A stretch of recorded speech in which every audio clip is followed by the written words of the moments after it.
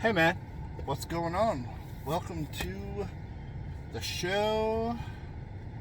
Make sure you like, follow, and subscribe. What you're thinking, hey man, what are you doing? Well, the car needs fixing, and before it goes to the fixer guy, the cleaner guy, gotta get out here and clean it. So we're out here cleaning, and I started thinking about some stuff, right? And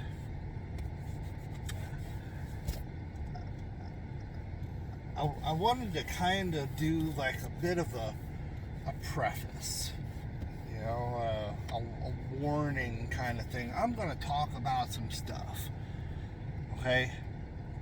And my level of education about this stuff is very small. Okay, I've dug into stuff like gardening and permaculture enough to know that I want in. Okay, enough to know that it's a something. You know, that as and you could even call me armchair or wannabe or whatever. As far as being a prepper goes, you can throw mean labels on me if you want. That's fine. I'm all right with that. All right. But in order for me to feel okay with what I'm doing, I need to make sure that it's known that I don't know what I'm talking about. Okay. I see all of these cool things going on over here, and I know that I want to be a part of it. I know I want to add some of those things to my life, to my reality, to being a prepper, and if something were to go wrong. One of the podcasts I listen to, the Survival Podcast with Jack Spirko. His tagline being for when times I haven't listened to it in a while. When times go rough, or even if they don't, and it took a long time for that to kick in my head. Like, some of the things that we're doing, like going to the grocery store and finding these great deals on some sort of a grocery or whatever. You've got a coupon that makes it super duper value, and that kind of thing. It's like to buy your groceries super duper cheap right now, but you don't really need them, but you saved so much money on something that you were going to buy anyway. You just bought it a little sooner than you thought you were going to. You know what I mean? And I can appreciate that. Like I said, I got a bunch of kids, and there is a large family that I have, and if something were to go wrong, if something bad were to happen, there's I got the food thing taken care of, and then doing the rain catchment thing, I got the water taken care of, and then you sit there and you start thinking of stuff, and for me, I'm a delivery guy, right? I drive all day, and for the first few months of it, I was like, dude, this is awesome, man. I get to drive around all day and I get to listen to all my favorite music. And after a while, you're just like, okay, I've listened to my favorite music a lot, and I'm tired of hearing my favorite music a lot. So you turn the radio off and you listen to podcasts. You get that caught up with and re-listened to and tired of your podcast. So you sit there and you start staring at the windshield. You're like, you start thinking about stuff. As you know, you start digging these rabbit holes. Okay. And for me, one of them was minimalism. And you know, the idea of getting rid of some stuff. All right. And I got rid of some stuff. All right. We moved. Whenever we moved, we got rid of a whole bunch of stuff. I was like, man, you know, that's pretty cool. And actually, to be honest with you, what it was, we started getting rid of stuff before we moved. And there was a bunch of little project thingies that I was working on out in the garage. I had a little shop thing, right? Not really, but, you know, kind of, sort of, yeah, really. Anyway.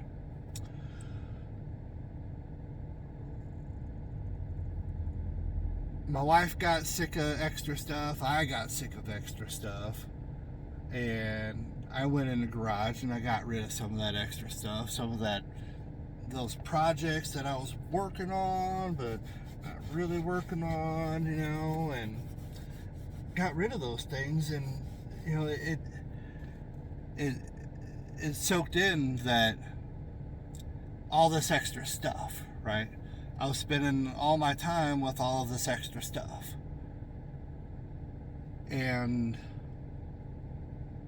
whenever I got rid of some of that extra stuff, the time that I was spending thinking about it, worrying about it, organizing it, cleaning it, anything that I was doing that concerned that stuff, the time involved with it came back to me whenever I got rid of that stuff. I'm like, well, so what happened was eventually we got to this place where we spent a Saturday. Me, the wife, and all the kids, we pulled out all the stops. We got the popcorn and the snacks and the sodas, and we pulled the mattresses into the living room, and we built forts, and we put a movie on in the living room. And you know, at one point or another, we were all asleep in the living room. But we were all there. We were all hanging out. We were all happy. We were all smiling. And we were having a good time. And I couldn't help but connect the dots because I wasn't spending as much time with the stuff and I got rid of it. That time I got back, I got to reinvest in watching a movie with the kids, you know? And I got to hang out with my wife and we got to be a family. And man, that's some powerful stuff, you know? Like, so I started looking around. I was like, what else can I get rid of, you know? And I dove into minimalism a little bit, you know? And then we went through the move, right? we got into that, and I was like, it shouldn't be a big problem because I'm a minimalist, you know, and I'm okay. Most of our problem is going to be with the kids and the miscellaneous stuff. But me and my stuff shouldn't be a problem. Shouldn't be a problem. Well, there was me the saying was something about me and my dang books, because I had a lot of books. I had a lot of books. A lot of little boxes that were really heavy because they were full of books. And several trips back and forth from the moving truck to the house, and storage shed to truck to storage shed, truck to new house, you know, just moving all this stuff all over the place, you know, and it was just, you know, and as I dove deeper down the rabbit hole of this whole minimalism thing, it, how do I say,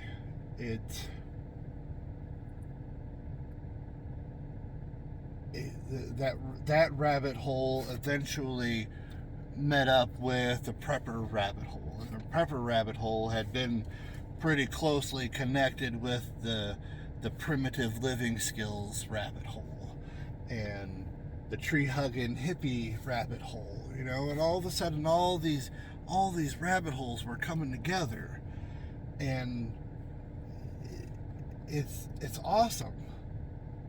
because I'm looking at people like Peace Pilgrim. Okay,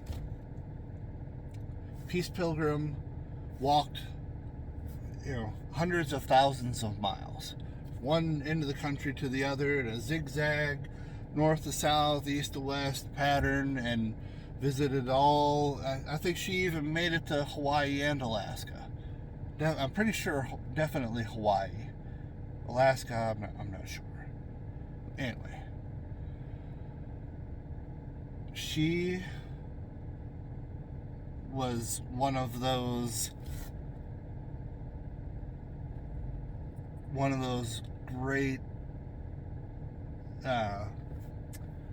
examples of minimalism, because she had only the clothes on her back and the few little items that she had in her pockets.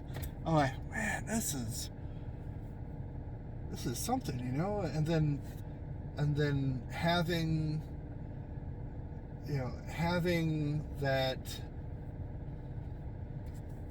trust, that faith in humanity, to not only be out there walking along on the highway and none of them hitting her for decades, but she spent her life just walking, and whenever she got tired, she stopped and slept, and she never slept in a bed unless it was offered to her, and she never had food unless it was offered to her, and I'm like, man, that's great. I'm fat. I don't need to tell her not. I'm kind of a big guy, but I'm looking at what she did, and trying to imagine myself doing that also, and trying to turn it around a little bit to be a little bit more comfortable, and being a little more on purpose of just getting rid of all of my earthly possessions, and seeing what that's like, and going for a walk and staying on a walk, and helping to show that example of minimalism, and how that all the stuff, the cars, the bikes, the houses and stuff, it's not the things that make us happy. It's our experiences that make us happy. It's the people around us, the people we surround ourselves with, that make us happy. And whenever I stop focusing myself on my stuff, and I start focusing myself on like my kids and my wife and my friends, and I try to be in that space, up here and physically, I feel like a much better person. I feel happier. I feel like, this stuff really doesn't matter. We live in a world right now where it kind of has to matter, because we've bought into the materialistic lifestyle, and we've got to have a car so we can get to work, so we can get money, so we can buy the house and pay for the cars and get the groceries and stuff. But there's really is, I feel historically correct by saying that, where are we at on time here? Oh, okay, 13 minutes. I feel historically correct in saying that the internet is not necessary. Electricity is not necessary. $1 million houses are not necessary. $1 million cars are not necessary. Houses in general.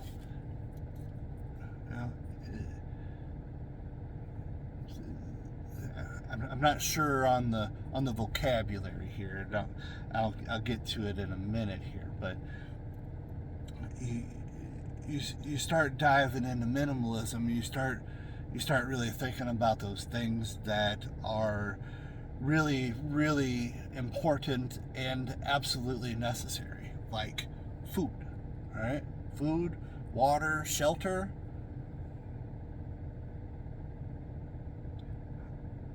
Medicine, some sort of tools and stuff, community, love, right? You start thinking about these things, right? And and you start looking at it from a minimalist perspective, and you look and you're like, you know, that tree over there's got food on it, right? And I could go up to that tree and it doesn't have a coin or a dollar acceptor, right? It doesn't have a place to swipe your card, right? I can just go over to that tree, and depending on trespassing laws and stuff like that, of course, but in a wide, vague, general sense, that tree over there, right? If there were no banks or consumerism or stores or property ideas and stuff like that, I could just walk over to that tree. I could pick an apple off of it, maybe 2 or 3, right? And because I know there's other people on the planet and other people around here, I don't want to take all of the apples. I want to leave some for some other people to be coming along, looking around and like, look, there's a footpath through here. Other people come through here, and there's other little foot tracks. Those could be animals that, they come through here and they clean up the ones that hit the ground, and that's their purpose in life. They oh, hey, look, the tree, thank you for dropping these apples, and they eat them up, and they go about their day, and that's how they live their lives. And we, it's kind of an unfortunate thing that we've become so high and mighty that we, instead of looking at our position at wherever you think the food chain is, at the apex of evolution, and how vain of a thing, right? Instead of using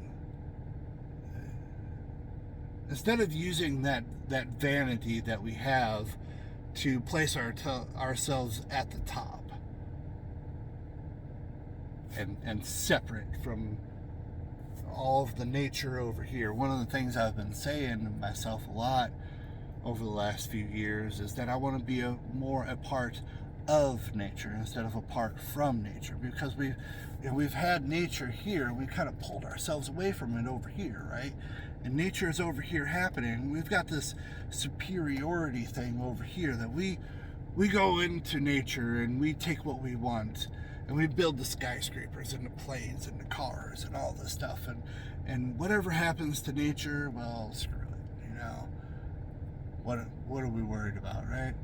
We're worried about the bottom line. We live in a world of infinite growth.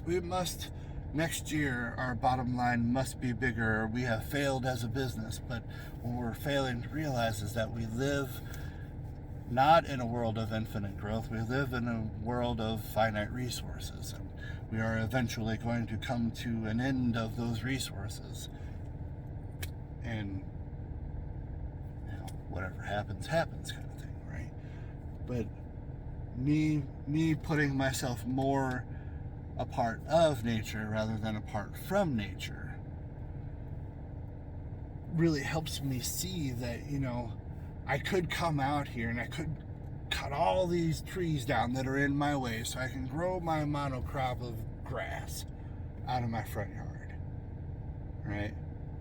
But the bugs that live in this tree and the birds that live in that bush thingy over there, I went out there when we first moved in and I started shaking that thing up and yanking all the vines and weeds out of there. I was like, man, this is going to be a cool place for me to put a couple of chairs, and we sit out in the sunlight and be in the shade and stuff. It's going to be awesome, right? And then I knocked a bird down. I knocked a baby bird down. Oh, man. I did. We went to the trouble of buying baby formula and I dug up the ground and I found a couple of worms and I mushed them up and we fed it from a toothpick, and we really tried. I'm not kidding at all. We really tried to save this thing and it didn't work. And I'm just like, man, like this tree right now, there's like 3 or 4 bees buzzing around on this I'm calling it a tree, but it's got flowers on it. And I'm not, like I said, I'm not an expert in any of this stuff, but flowers are plants and trees have flowers, I guess. But there's like 3 or 4 or 5 bees flying around this thing, you know, and they're doing their thing, and they're feeding their families, and they're helping their community, you know. And I'm like, hey, you know what I could do? I live in a community too. I could grow pretty things right along there, and if nothing else, it's helping my community with something pretty as they drive by. Like, oh, look at all the pretty flowers, you know. All right, well, I hope I said something. You know, I'm kind of hoping that my show becomes this thing where I say a bunch of stuff and you're like, hey, that's a good point. And then go, whenever I say something that's a good point, go over here and hit the pause button, or down here wherever your pause button is. Hit the pause button and leave a comment and say, hey, you know, you said this thing, you know. And then don't hit enter yet. Don't hit enter until the video is over with, okay? And you can leave me some really long comment. I would rather learn from your comments, you know, and have conversation with people and learn that way, versus whatever this pink and purple plant is out here. Is it a plant or a tree? I don't know. Maybe it could be. I know there's some. I looked up on Leaf Snap. This vine that's growing in it is probably some wild grapevine. I'm like, what? That's cool. So I've got it. I'm training it to grow along my fence there, so that the birds can come. The birds that live over in the tree bush thingy over there with more vine growing all over it has more stuff to eat over here. Because I feel like that's, you know, instead of me being superior to all of these beings, I feel like I should use my superiority to be helping, to use the knowledge that I may gain from your comments or the internet at large, and, you know, learning how to plant stuff. Like, could I put something around this area right here to feed the tree better? I got some rose bushes growing in front of it too, and that vine coming out of the ground, growing around the tree and up and out this way.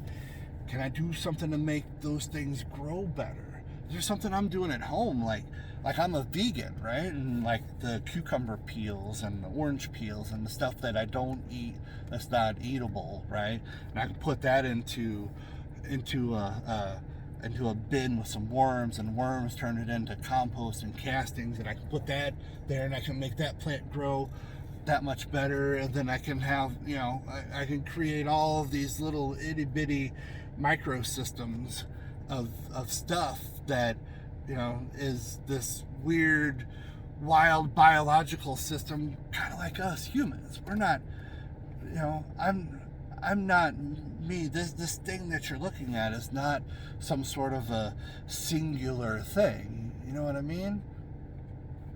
It's not. I'm not one singular entity. I'm trillions of singular entities, and even then, those trillions of entities still have other things breaking down into it even further, you know. And then, you know, the science goes so far, and then you've got to make this leap into some sort of a spiritual thing, and it's that spiritual thing where I get kind of weird, you know, because, you know, for the longest time it was all about who's right and who's wrong, and now, you know, I'm of the mindset of I don't really care who's right and who's wrong. You know what I mean? It's more of an idea of what makes me feel. Is that?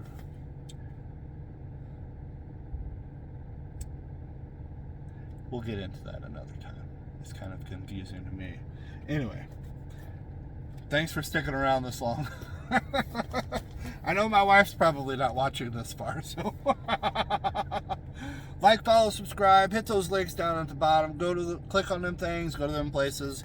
Like, follow, subscribe, share with a friend, interact with me, please, and have a great day. Later, bye.